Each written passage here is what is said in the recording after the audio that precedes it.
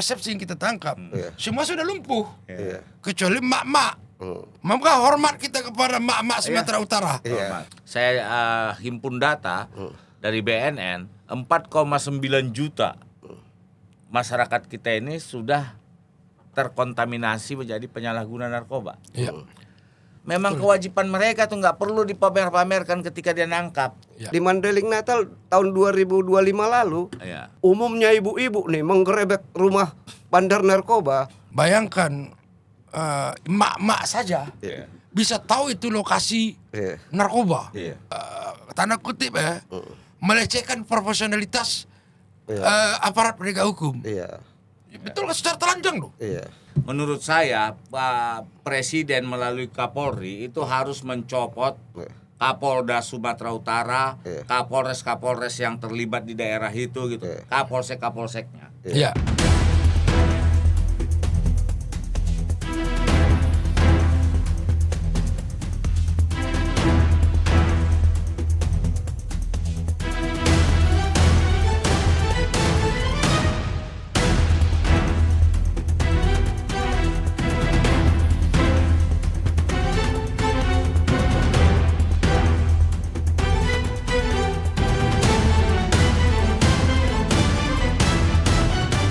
Pemirsa, jumpa lagi dengan kami di catatan redaksi Keadilan TV bersama saya Darman Tanjung.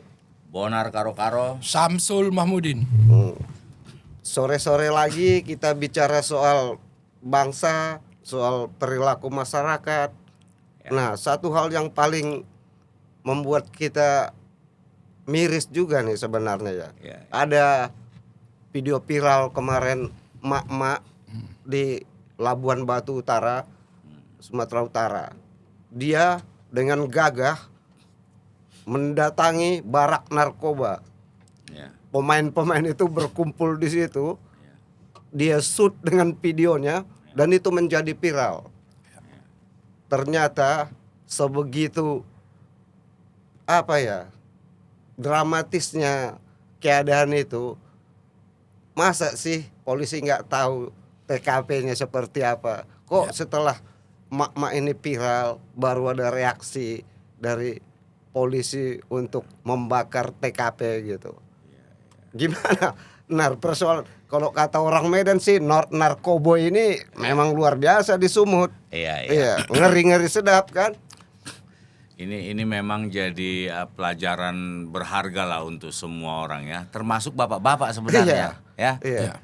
Harusnya bapak-bapak lebih berani dong ya menghadapin narkoba ini. Karena korbannya itu kan anak negeri semua ya. Anak-anak, bapak-bapak, ibu-ibu juga banyak. Yang kita lihat itu selain anak muda ada anak gadis juga, perempuan nggak tahu kita anak gadis atau apa yang di Labuan Batu Utara itu ya, yang digerebek ibu-ibu di sekitar Ekanopan katanya itu. Iya di kawasan Ekanopan itu ya. Kecamatan tuh Ekanopan tuh kecamatan tuh Samsul. Nah, ini memang menjadi aneh. Aneh bin ajaib, Sul. Di setiap kecamatan itu ada Babinsa.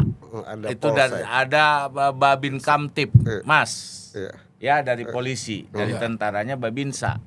Yang biasanya itu mengetahui seluk-beluk semua gang kecil. Ada apa di perkampungan itu pasti tahu. Mereka diplot memang di setiap. Ya, diplot untuk mengetahui kan? Itu bertahun-tahun dia biasanya bertugas di sana itu.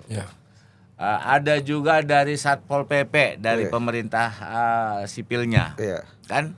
Nah, ini sampai ibu yang gagah berani ini. Berani memberangus, kita katakan memberangus ya, karena dia datang, dia tidak peduli, mengatakan dia sorot muka orangnya semua. Sampai orang yang ketakutan tuh yang lagi menggunakan sabu apa gitu ya, yang lagi menggunakan sabu bisa dia ini kan. Nah, ini sebenarnya sekali lagi aneh bin ajaib. Bukan hanya di Labuan Batu Utara sebenarnya. Hampir di seluruh negeri ini, seluruh Indonesia ini ada dikenal orang kampung-kampung narkoba. Ya. Bahkan di kampung kami sana ini masih Sumatera Utara juga, di Tanah Karo sana. saking maraknya narkoba ini sudah ada itu di setiap kebun pemberitahuan yang mencuri, hati-hati pencuri tanaman gitu. Sampai ada peringatan begitu. Di ibu kota ini sendiri ada Kampung Ambon namanya Bung Samsul. Kampung Ambon ini kalau Bung Samsul datang ke sana tidak mau beli narkoba, siap-siap digebukin orang. Tapi kalau Bung Samsul datang sana nanti ada yang nawarin mau beli. Karena kalau nggak beli dikirain intel. Oh ini gitu loh. Nah, inilah apa namanya kondisi negeri kita ini saat ini. Nah, dilalanya sebenarnya polisi BNN kan ya garda terdepan dalam mengatasi narkoba ini sangat bangga ketika menemukan wah kita mendapat tangkapan sekian ton, sekian triliun, menyelamatkan sekian juta anak bangsa katanya. Nah, ini sama dengan ada wakil BEM UI ya, yang anak muda itu. Ketika korupsi itu ada, itu bukan hebat katanya yang ditangkap, yang menangkap itu bukan hebat. Yang hebat itu ketika korupsi itu nggak ada gitu loh. Memang kewajiban mereka tuh nggak perlu dipamer-pamerkan ketika dia nangkap, nggak perlu. Tapi ketika tidak ada lagi di satu tempat itu narkoba, barulah hebat itu polisi. Pak Polisi harusnya penilaian pimpinan Polri terhadap pimpinan-pimpinan sektor apa gitu ya, kewilayahan itu juga berdasarkan begitu. Ada dulu kalau nggak salah itu dibagi tahu tuh daerah hijau narkoba gitu, daerah oranye, daerah merah. Nah, dalam kasus judi Pak Sutanto kita akuin itu bisa berhasil loh. Kalau kau masih ada judi daerahmu, masih ada orang yang mengatakan ada judi di satu polda, dia copot aja Kapoldanya, gampang kan? Orang di pimpinan kok. Nah itu yang harusnya dilakukan. Ini enggak ada kampung narkoba. Anehnya polisi tahu ada kampung narkoba. Sumatera Utara ini memang luar biasa rawannya narkoba itu. Luar biasa berani-beraninya bandar-bandar itu.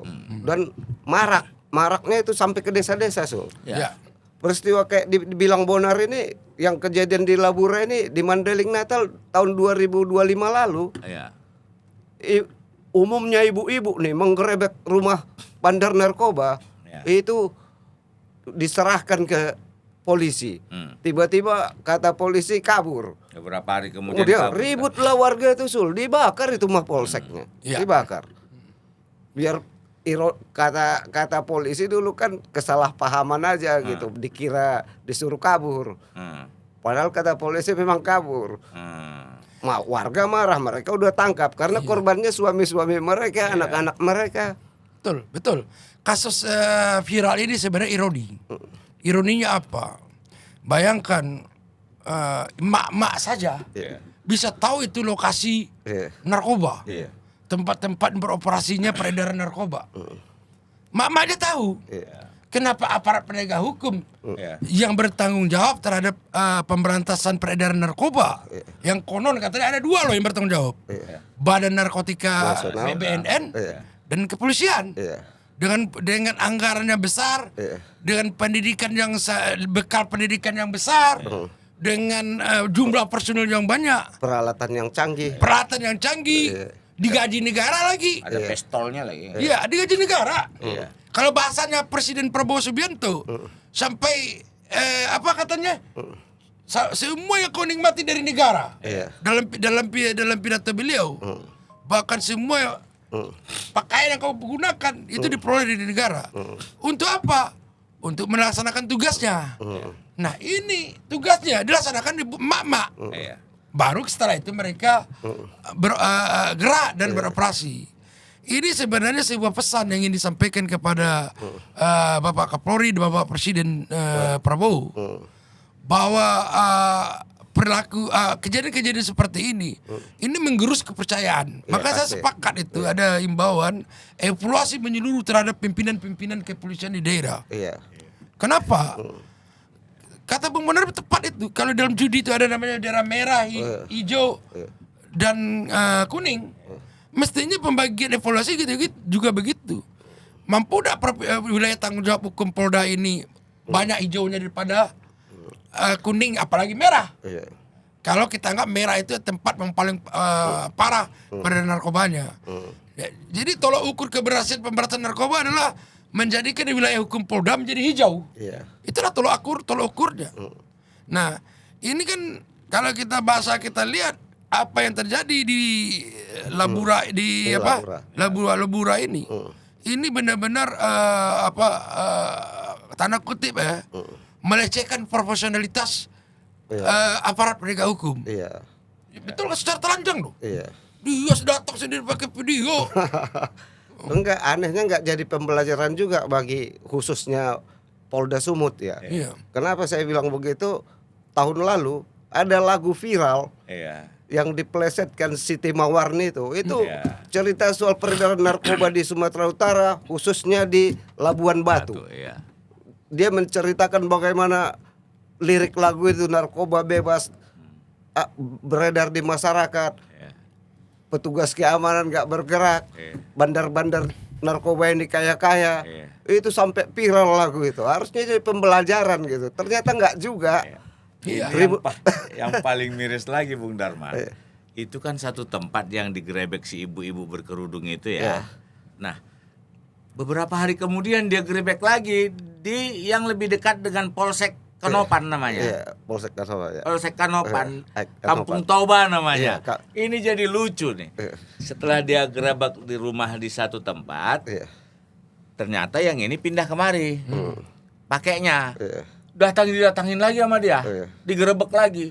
Kocar kacir. Itu juga viral 2 kali. 2 kali ibu-ibu ini. Dan kita patut berbangga diri juga ya dengan ibu-ibu kita di Sumatera Utara ini Bung Samsul. Sebelumnya itu di bulan Mei lalu di Pantai Labu namanya, di Liserdang. Ibu-ibu juga yang menggerebek rumah peredaran narkoba ini. Karena menurut dia sudah sangat mengganggu. Ada lagi yang ibu guru itu ya, dia bilang anak-anak saya ini apa semua kalian cekokin narkoba, akhirnya nggak mau belajar. Rasa yang seperti itu yang harus dimunculkan di tengah masyarakat. Betul itu. Biar tidak seperti di di Kuba di Meksiko. Kalau ini saya rasa keterlibatan masyarakat kita untuk merasa biar terhindar dari narkoba ini cukup bagus lah. Meskipun ya kita mempertanyakan kinerja aparatnya yang selalu beralasan minim anggaran, minim personil. Ini ibu-ibu tuh pakai medsos doang dia. Selesai itu dibikinnya. Nah, yang paling hebatnya begitu ibu-ibu itu selesai pagi sampai siang, malamnya datang tuh petugas polisi berpakaian seragam. Membakar tempat itu. Padahal itu kan barang bukti sebenarnya. Memang nggak harus dibakar ya. Lah, bukannya ditangkapin orangnya, itu yang dibakar. Lagi kita jadi bingung juga nih, maksudnya seperti apa dianggap udah bodoh ya semua masyarakat Indonesia ini gitu loh. Jadi betul itu. Seakan-akan ini mungkin di daerah ibu-ibu tadi di Labura tadi atau di Sumatera Utara. Yang tinggal bertahan saat ini yang masih akal sehat masih jalan mungkin maaf ya makin mak-mak karena suka tidak suka ada kesan tertangkap, persepsi yang kita tangkap semua sudah lumpuh kecuali mak-mak. Maka hormat kita kepada mak-mak Sumatera Utara. Mereka masih bisa menjadi pilar pilar negara ini dari ancaman peredaran narkoba. Jangan sampai mak-mak pun hancur jatuh. Karena memang luar biasa dampaknya di tempat kami sana di Mandeling Natal itu. Sampai anak tega bunuh ibu, sampai anak tega membakar rumah orang tuanya hanya karena narkoba. Jadi jadi dipertanyakan kinerja atau jangan-jangan ada tanda kutip persekongkolan dengan para bandar kan? Itu harus kita seperti waktu kita dulu investigasi soal kematian perwira di Mangga Besar situ, di diskotik Mangga Besar. Kita menemui tokoh-tokoh penting sampai almarhum Anton Medan. Dia secara terang-terangan mengatakan bagaimana permainan narkoba itu kan. Saya sendiri investigasi ke sana, saya melihat malamnya masih main kok. masih jualan, masih datang mobil-mobil apa ngemil di situ. Iya, mobil-mobil aparat lah. Iya. Ya, dulu Yang meong-meong gitu ya. Jadi itu makanya ini kalau dalam perang melawan narkoba, garda terdepan itu petugas, aparat. Setelah itu masyarakat. Masyarakatnya diri yang paling berani dalam logika berpikir kita adalah laki-laki. Bapak-bapak. Kalau kita melihat ini persepsi yang tertimbul dan kasus ini, petugas kita udah jatuh, aparat kita jatuh dalam perang, bapak-bapak juga jatuh. Sekarang tinggal berdiri mak-mak. Nah, jadi mestinya mak-mak kemarin itu diberi penghargaan karena keberanian dia. Karena untuk terbuka begitu butuh keberanian, Bung Darman. Terlepas apapun alasannya ya. Itu butuh keberanian. Dia harus mengalahkan rasa takutnya dulu. Kecurigaan masyarakat terhadap ada permainan di dunia narkoba ini kan bukan isapan jempol. Kita tahu sendiri faktanya, kita lihat dari jenderal sampai brigadir kena. Ada kasus narkoba kok. Iya. Dari jenderal sampai brigadir. Itu Teddy Minahasa bilang. Kena kan? Itu fakta, nggak bisa terbantahkan itu kan. Bahkan di beberapa wilayah di Bima kasat narkobanya yang main. Makanya kita menuntut Presiden Prabowo Subianto dan Pak Kapolri serius membenahi itu. Makanya ada banyak usulan dari kita juga pernah tas urin semua personel itu. Karena jangan dikasih tahu ya. Silakan dong ya nanti. Jangan tas urinnya. Biasanya begitu. Besok tas urin. Ya selesai lah. Tas urin mendadak. Jadi ada yang pura-pura sakit. Mantan pejabat di BNN, saya dengar wawancaranya di salah satu radio swasta ya. Kalau tes urin itu diberitahu sebelumnya, katanya dia minum susu ya dengan logo binatang ya, nggak kita menyebutkan susu beruang tuh ya, apa namanya, itu bisa ini katanya. Nah memang ya harus mendadak. Serius lah kalau memang mau serius. Apakah memang narkoba ini sudah menjadi beban buat negara atau seperti apa? Kalau memang sudah jadi beban dan sudah dinyatakan darurat dari beberapa narasi pimpinan negara ini, kita darurat narkoba katanya. Saya himpun data dari BNN, 4,9 juta masyarakat kita ini sudah terkontaminasi menjadi penyalahguna narkoba. Transaksi narkoba yang bisa terdeteksi PPATK itu mencapai 99 triliun. Itu kan bukan angka yang kecil ya. Dan korbannya selalu biasanya penggunanya ini mayoritas masyarakat kelas menengah bawah. Itu contohnya di wilayah-wilayah daerah-daerah sekarang ke desa-desa kan. Bahkan ada paket hemat namanya sekarang kan. Paket hemat sabu-sabu sekali pakai 25.000 atau 50.000 kita nggak tahu lah ya. Ini yang sangat berbahaya. Ada yang dia jual gas 3 kilonya dia tenteng, akhirnya emaknya nggak bisa. Itulah gimana nggak panas pula emak-emak itu ya kan. Bapaknya pun diangkut ya kan itu gas 3 kilonya itu kan. Nah, ini bahayanya dan kita harapkan juga sebenarnya bukan hanya polisi. Selain keterlibatan masyarakat tadi seperti emak-emak itu, kejaksaan juga di sini harus betul-betul serius lah. Ketika ada kasus narkoba yang masuk, hukumannya dibikin yang maksimal. Tapi jangan salah Bung Samsul dan Bung Darman, banyak kasus narkoba ini yang masuk ke pengadilan itu ternyata tipis-tipis dia sebagai penyalahguna. Kebetulan kan saya beracara juga ya di LBH. Ada kasus menarik. Ada 2 orang saat ini terdakwa di Pengadilan Negeri Jakarta Barat. Dia ini memang bukan menjual. Mamanya Bung Samsul nih pesan ke saya. Saya pergilah ke Kampung Ambon. Ya. Barang yang saya beli ini nanti saya pakai juga dengan Bung Samsul. Jadi saya sebenarnya bukan pengedar gitu loh. Tapi ini masuk dan menjadi terdakwa, menjadi tersangka. Padahal ini kan pengguna nih, saya pengguna. Yang harusnya pasalnya pengguna direhabilitasi. Dilalanya kalau ini nanti ditahan, masuk proses penahanan, di dalam penjara dia akan bertemu dengan bandar, bertemu dengan pemodal, maka dia akan naik kelas lah itu.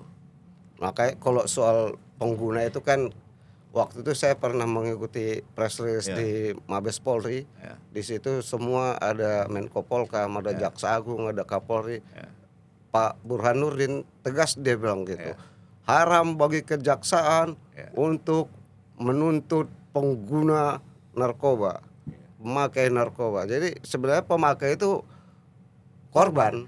Tapi tadi masalahnya Bung Darman, ketika yang saya katakan tadi ini kan jelas barang buktinya kurang dari 1 gram. Saya lihat karena kebetulan saya yang beracara sendiri, saya lihat kurang dari 1 gram. Terus prosesnya seperti itu dan polisi yang jadi saksi ketika kita tanya, memang dia mengatakan bahwa ini baru juga gitu loh. Ini apa namanya? Nah, jaksa menurut Pak Jaksa Agung tidak boleh, tapi ketika polisi sudah menyerahkan berkas, mereka tidak bisa menolak. Proses di awal seharusnya ini ketika ditangkap di asesmen lah dia. Ini kau, ini coba nih tukang parkir Bung Samsul. Tukang parkir lah yang dibilang bandar ini, apa namanya pengedar tadi ini. Sementara kalau yang bukan tukang parkir, status tingginya, sosialnya tinggi, masih dipakai ya. Lah itu si Uki sama si Kiki yang di Labuan Batu itu kan si Uki. Ya kan sampai diplesetkan orang si Puki kata orang ya kan. Saking kesalnya masyarakat di medsos itu si Uki sama si Kiki bangun rumah besar. Di belakangnya ada biliar, meja biliar untuk habis begitu fly kali main biliar kan gitu ya. Jelas bukan kelas tukang parkir itu. Bukan.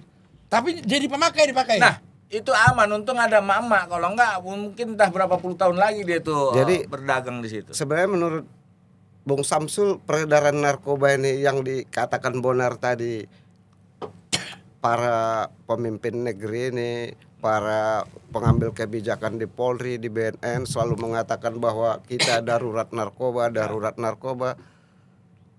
Faktanya narkoba tetap ada gitu loh. Maksudnya penanganan kasus narkoba darurat tapi penanganannya ecek-ecek atau enggak serius. Betul. Gimana itu sebenarnya letaknya? Jadi kadang-kadang kita masyarakat nih mempersepsikan omongan darurat tapi perlakuannya beda. Tindakan tidak ada. Kalau memang ini keadaan darurat yang perlu tindakan ekstra, mereka harus membuatkan tindakan ekstra dong. Jangan sekedar omong-omong aja. Keseriusan. Kan seperti dibilang tadi, mak-mak ini aja bisa tahu kok. Kenapa mereka yang sudah dididik untuk berperang melawan itu narkoba tidak tahu. Dibekali peralatan sedemikian canggih, tidak tahu. Yang di satuannya ditugaskan untuk itu pula ya. Tidak tahu. Pemberantasan narkoba. Akhirnya kita bertanya, ini perang mereka memberantas narkoba kah? Atau ada hal lain? Nah, seperti kata Bung Bonar tadi, godaan melawan narkoba ini, peredaran narkoba ini berat. Transaksinya total transaksi 90 triliun. 99 triliun. Angka triliunan itu bisa membeli apa saja. Bahkan bisa membeli kalau kita tolak ukur kampanye kepala daerah. Itu berapa kepala daerah bisa terbiaya itu? Saya sendiri kadang bingung juga ya soal urusan narkoba ini. Di satu sisi polisi menangani, ada Direktorat Narkoba. Dibentuk BNN, badan khusus. Badan khusus yang menangani narkoba. Tapi kesannya enggak matching, enggak sinkron. Lomba-lomba aja, lomba-lomba nangkap, adu-adu banyak gitu. Kalau saya berpikir mending leading sektor kasih saja ke BNN. Enggak usah ada lagi satuan narkoba di polisi, biar fokus gitu. Ya, biar fokus betul. Anggaran ke sana gitu kan. Atau bubarkan aja BNN-nya, polisinya aja suruh kerja nangkapin narkoba kalau memang darurat. Saya sepakat itu Bung Darman. Kalau ndak ada keseriusan daripada ngambur-hamburkan uang negara, lebih baik begitu bubarkan salah satu. Fungsinya salah satu. Apakah di kepolisiannya tidak perlu lagi mereka yang ahli di bidang narkoba di kepolisian ditarik ke BNN? Mereka satu komando. Itu baru serius perang melawan narkoba. Atau BNN dihapus saja. Tarik lagi ke kepolisian semua personilnya. Ke Polri. mereka biar fokus. Nah, sebenarnya kalau kita perang lawan narkoba ini kan outcome-nya itu hasil yang diinginkan adalah hijau semua. Semua wilayah itu. Bukan Bebas kuning, narkoba. apalagi merah. Kan itu yang kita harapkan. Bukan banyak tangkapan. Banyak nangkap tapi tetap merah, kan apa gunanya? Banyak nangkap berarti banyak beredar. Iya. Itu logika sederhana. Ketika banyak yang ditangkap berarti banyak peredaran. Tapi jangan pula jadi kebalik, nggak ada yang ditangkap karena nggak mau nangkap, kan ini bahaya nanti. Hijau katanya kayak kan. labura. Akhirnya mak-mak yang nongol. Nah, tapi memang ada menurut saya ketidakseriusan ya dalam baik penamaan lembaga juga. Ya. Coba Badan Narkotika Nasional tuh. Apa maksudnya tuh? Badan yang mengelola. Bukan memberantas ya. Ya, harusnya badan KPK kan jelas. Komisi Pemberantasan Korupsi. Nah, ini apa? Badan Narkotika Nasional. Jadi semua narkotika mau ngapain pun ada di sana. Tapi memang kita nggak boleh salah. Mau izin narkotika juga ada di sana. Umpamanya kimia apa harusnya ini dipisah gitu loh. Kalau pemberantasan penyalahguna tegas-tegas aja gitu loh. Kayak KPK kan lebih bergaung dia. Di BNN itu Bung Samsul jangan salah. Di situ ada polisi, di situ ada kesehatan, di situ ada bea cukai, lengkap loh. Jadi sebenarnya di sana itu sudah kayak super body, kayak mirip-mirip KPK-nya lah ya. Sama dengan ini memang kadang-kadang saya agak bingung juga dengan pembentukan institusi-institusi. Lengkap begitu harusnya yang di kepolisian dihilangkan kan gitu. Pusatkan di sana penanganannya. Tapi itu tadi maunya namanya juga janganlah Badan Narkotika Nasional gitu. Badan Pemberantasan Badan Pemberantasan Narkotika. Jelas kan. Dulu sempat kabarnya itu mau dibikin begitu, tapi katanya nggak pas gitu. Nggak pas karena apa maksudnya? Ya nggak tahu. Tadi awalnya namanya itu mau dibikin Badan Pemberantasan Narkotika Nasional. Mungkin nggak mau diberantas kan narkotika itu kan. Itu bahayanya. Karena ada juga ini yang bahaya. Ada kemauan yang tak terdeteksi. Memang BNN juga mengeluarkan izin prekursor untuk industri obat. Itu memang ada pertanyaan besar itu. Pertanyaan besar gini. Saya pernah menonton sebuah kalau di televisi itu namanya kayak ini National Geographic itu. Jadi ada dokumenter bercerita tentang pemberantasan narkoba. Kenapa pemberantasan narkoba ini jadi sulit? Ternyata narkoba ini memberikan keuntungan ekonomi mulai dari hulu sampai hilir. Mulai dari memproduksi narkoba sampai rehabilitasi narkoba itu dikendalikan oleh satu orang. Bisa kebayang enggak?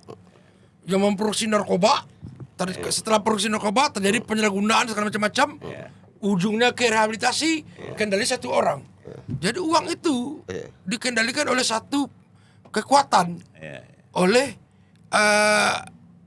satu tangan tak terlihat tadi. Dia memproduksi narkoba, dia juga menyiapkan tempat rehabilitasi. Nah, pertanyaan kita adalah, itu pertanyaan di dokumenter itu juga tentang peredaran narkoba di dunia. Di mana posisi pemberantas narkoba? Jangan-jangan mereka bagian dari dunia seperti itu. Ini pertanyaan kritis kita. Nih jangan salah paham dengan kita juga. Ini ada dokumenter kita tonton seperti itu.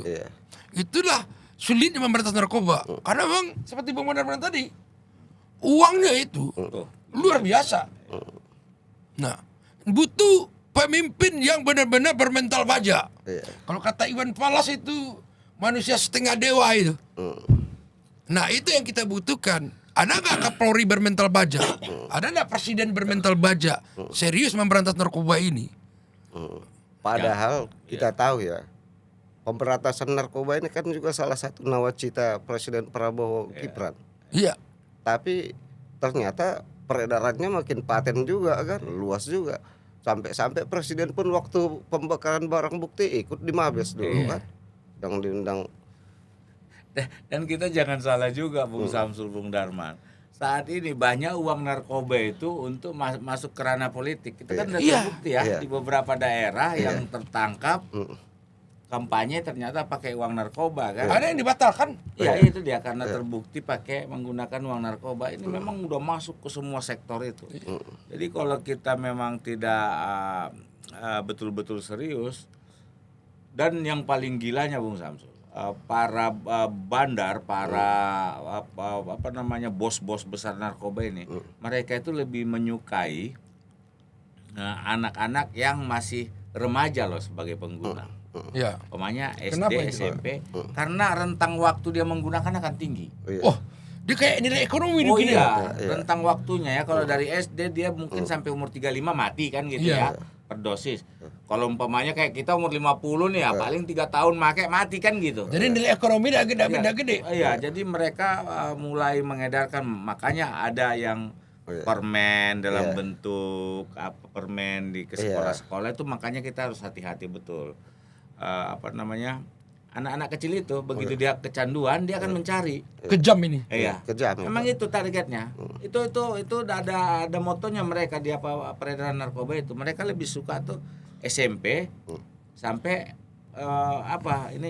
Makanya pelajar-pelajar itu dan kadang-kadang dunia medsos ini apa segala macam sangat memudahkan kan. Betul.